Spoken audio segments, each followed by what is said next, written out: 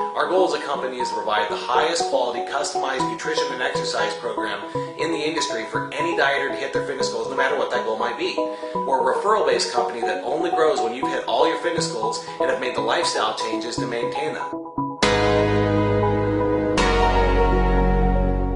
Hi, this is Rick with Team THF. Have you ever lost weight just to gain it back? Well, you're not alone. 95% of dieters that lose weight gain it back plus more inside of 1 year. What the research shows is over half the stuff dieters do to try to lose weight actually damages their metabolism and causes them to gain weight. Well, that's why we created Team THF as the best solution to create a healthy and efficient metabolism, educating dieters on how to get to their goal the right way and maintain it for life. To learn more about our program, listen to Julie's story or call and set up your first free appointment today. My name is Julie Smith, and I first heard about the program through a relative of mine, and after seeing her amazing results, I wanted to learn more about the program than what she had informed me of. So I went ahead and called Team THF and made an appointment. My first appointment, I was met by a friendly staff and was able to have a one-on-one with my consultant who explained in detail of the diet and the exercise program and what I would need to do in order to get the goals I wanted.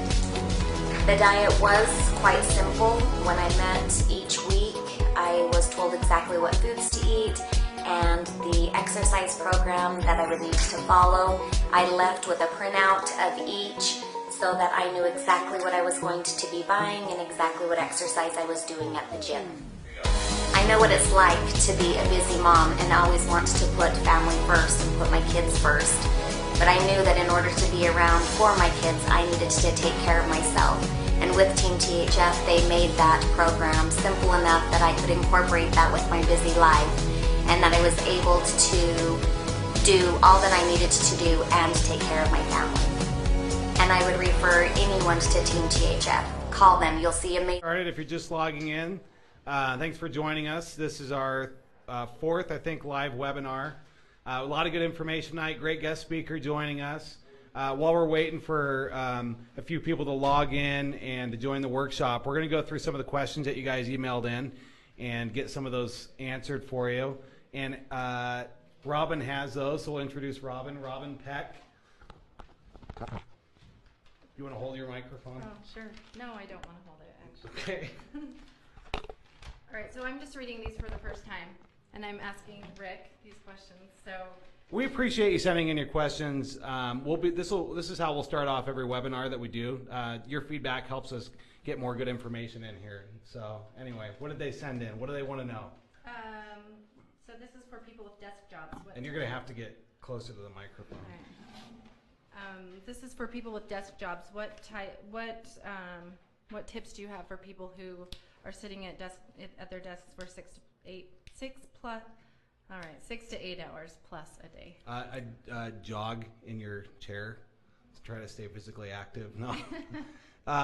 Tips for a desk job. Frequent eating is one of the best ways to keep your metabolism healthy. Increasing water intake can do that as well.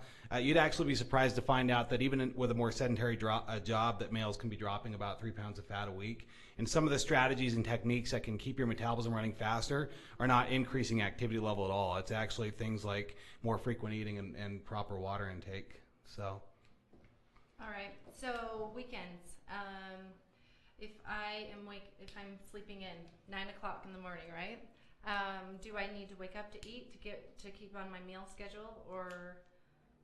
Okay, and this is a question we get a lot for people that are sleeping in on the weekend.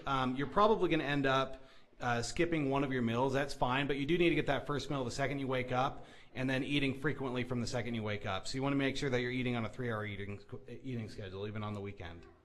Okay, so you mentioned the importance of drinking water.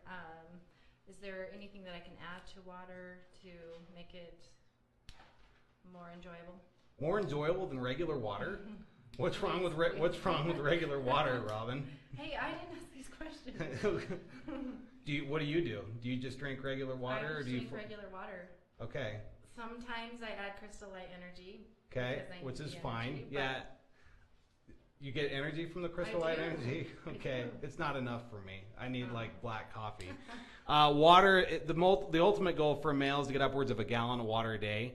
And for females, you want to be at least 78 ounces of water a day. You can use any substitute sweetener or anything like Crystal Light. That's fine. Caffeine is fine.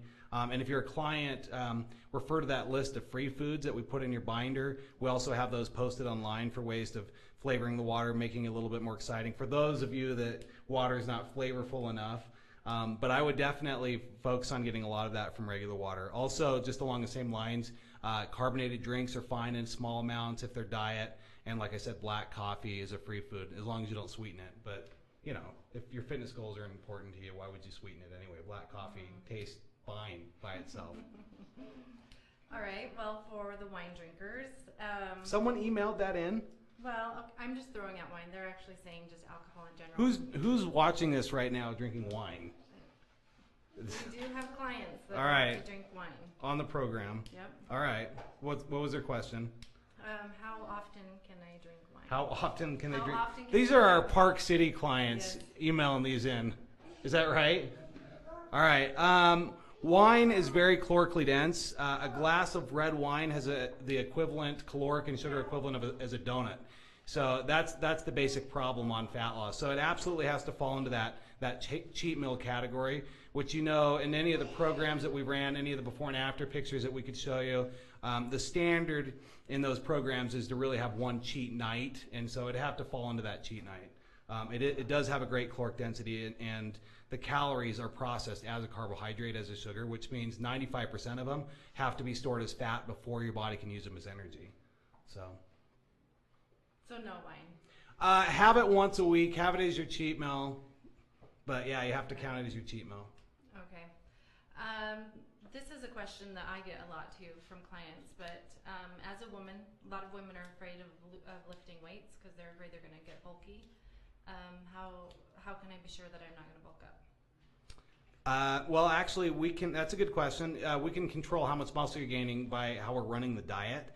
For muscle gain to occur, we actually not only need you to lift heavy, but also have a high calorie diet. So if we're controlling how many calories you're eating, there's no chance of the muscle growing too big. So that's a great answer for females that are worried about getting bulky, worried about getting too big, worried about lifting heavy because they don't want that bulky look. It's true that lifting heavy can help stimulate muscle gain, but the actual fact of the matter is that you can't build too much muscle unless you're eating an excess amount of calories. So if you're truly following the diet that the fitness professional wrote for you, assuming it's a low-calorie diet, you're not going to gain too much muscle. So if you're not a client yet, that's a good question. You know, what your calories should be at to protect you from gaining too much muscle is a good question to go through in your free assessment, which we'll talk about in the end. All right. Why are the last, I want to say 5 pounds, this says 10 pounds. Why are the last 10 pounds, 5 pounds the hardest to lose? They don't have to be. That's our message. That's our message tonight. The last 10 pounds of body fat can be just as easy to drop as the first 10 pounds if we're keeping your metabolism healthy. And you're tuning into the right workshop because we're going to teach you how to do that. Right, Robin? Yeah. Yep. All right. Is that your answer? Yes. You agree with me? Okay, I agree. thank you. I agree. And one more question. Will you teach me maintenance? Will I teach you? Yes. The 7 keys to keeping your metabolism healthy is going to really apply to how to maintain the results when we're done. So that's the theme of the workshop tonight. And I don't have a quick answer for that. It'll actually unfold as we talk about those ways to keep your metabolism healthy. So anyway, right. Thanks for your help, Robin. Yeah, thanks for the questions. Okay, so we got a fun workshop tonight. Like I said, Brooke Lowe will be jumping in just a second. He's our guest speaker. Before we get into that, let's do a quick review of the information that we did last time. And to just remind you as well how these weekly webinars are going to go. We keep them about 30 minutes in length. We're gonna each one will be a little bit different. We'll have a different guest speaker every time, and we're going to pack as much information into these as we can to be as helpful as possible. Keep emailing in your questions with new ideas and information you'd like to see in these workshops. The next workshop we do is going to have Crystal Taylor, so you can check out her before and after photo. We're going to go through resistance training, form and technique. We're going to go through recipes in some of these progressing workshops. But to bring you up to speed, if you missed some of the previous workshops, quick review. So far, what we've really talked about in these previous workshops is why diets don't work. and we answer the very important question of why so many dieters are failing in the weight loss industry. And it's quite simply because most of the diet trends destroy metabolisms. And so we're going to go into a little bit more detail on that today. But to review the 3 weight loss lies that the diet industry experiences, one of them is the idea that we can trust the scale. Most dieters, even today, still believe if they lose 10 pounds in the first couple weeks on a crash diet that they truly lost 10 pounds of body fat. And we went through a lot of statistics and research studies to try to prove to you that weight loss on the scale doesn't always mean fat loss. And a lot of the weight that these dieters are losing is actually muscle and water. And the problem that we try to illustrate with that is when you're losing muscle and water, you're more prone to gain the weight back. So we want to talk about in these lectures how to prevent the loss of lean body mass, how to prevent dehydration during weight loss so that your weight loss is sustainable. Number 2 that we talked about is this idea that starvation is the right tactic for weight loss. Almost any diet trend that we can point out, starvation is a piece of that tactic. Starvation ultimately damages the metabolism and causes that loss of lean body mass and water. And so we have to talk about ways of losing weight without your body feeling starved. One of the things that the diet industry has been completely untrained on is how to lose weight without hurting your metabolism, how to lose weight without hitting a plateau. Everybody knows how to eat less. Everybody knows how to count their calories, count their points, download an application to their iPhone that'll track their activity level and track their calories. And if you go back to your high school nutrition class, you were taught weight loss is as simple as understanding the first law of thermodynamics, which is the calories in versus calories out concept. So you were taught and believed that as long as you eat less than you're expending, you should lose all the weight you want to. But dieters have discovered the hard way that no matter how much they starve themselves, for some reason they keep hitting these plateaus. And so we answer, if you want to go back in some of the archive lectures, why calorie counting by itself is a flawed system. And there's been a lot of research on this just in the last 10 years. Dr. Robert Lustig is one of the doctors and researchers that we cite that's come out with some of the best studies to show why calorie counting doesn't work. And the point that we try to make very clearly is that calorie counting is not a bad system, it's just not a good enough system by itself. And that we really have to understand some of these other methods beyond calorie counting so that we can produce fast and consistent weight loss. So quick review on that, and we're going to go into a little bit more detail on that as I show you some example diets tonight. If you haven't gotten that far in any of the previous lectures, you're going to love that. I'm going to show you some example diets, some example workout plans, some of the stuff we did with Brooke Lowe, and so you can kind of take that, compare it to some of the stuff that you're doing right now, and see how that applies. And the third and final weight loss lie that we try to get across is this idea that overtraining is the best system. You know, and if you've ever watched some of the TV shows, Biggest Loser and some of the weight loss contests on TV, you know, they really preach this idea that the harder you work out, the better. And certainly if you go to an aerobics class at the gym, if you've ever met with a personal trainer, if you've ever bought into an infomercial, it's really helped create this belief system that the harder you work out, the faster you're going to lose weight. And we proved with statistics and averages that that's not necessarily the case. We cited a research study that was done in 2010 on marathon runners that showed that marathon runners on average gain weight as the marathon approaches, and that the average marathon runner was not losing weight because of their body's response to overstress. So we defined what overtraining and what overstress is.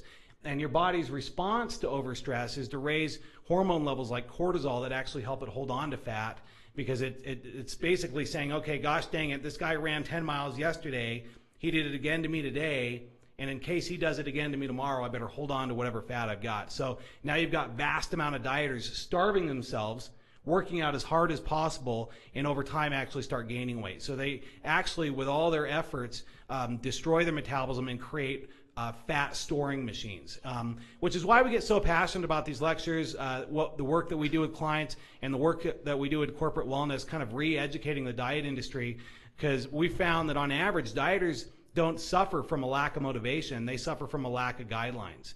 And that's very true. So most of these dieters that are at plateaus and not at their fitness goals, it's not that they haven't tried.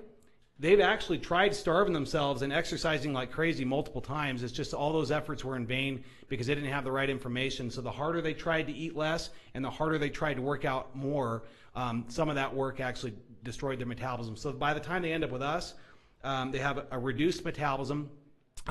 Based on estimates, about 50% of their potential metabolism. And using some of the techniques that I'm going to teach you tonight, within a couple weeks, we're able to restore their metabolism, get them back to 100% of their potential metabolism. I'm going to teach you how to do it. But before we get into that, I want to introduce our guest speaker, Brooke Lowe, to kind of share his story and his experience kind of going through this process. So